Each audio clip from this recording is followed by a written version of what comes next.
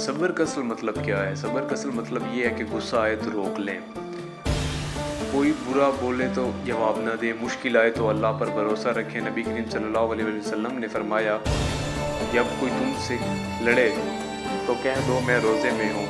यानी रोज़ा हमें अपने नफ्स पर काबू पाना सिखाता है। अगर हमने सब्र सीख लिया तो हमने रमज़ान का असल सबक पा लिया।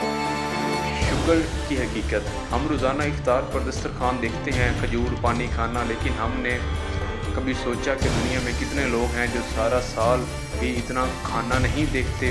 रमज़ान हमें एहसास दिलाता है कि जो कुछ हमारे पास है वो अल्लाह की नेमत है। अगर हमने शुक्र करना सीख लिया तो हमारी ज़िंदगी बदल जाएगी।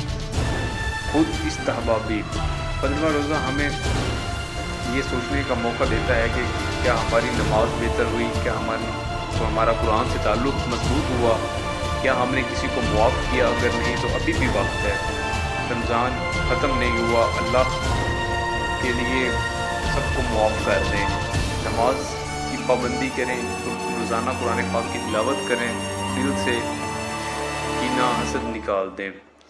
रमज़ान का हर दिन कीमती है। 15वां रोज़ा हमें ये याद दिलाता है कि बाकी दिन कम रह गए हैं। आए इस रमज़ान को ज़ाया ना करें, सब्र अपनाएं, शुक्र अदा करें और अल्लाह से ताल्लुक़ को मजबूत करें।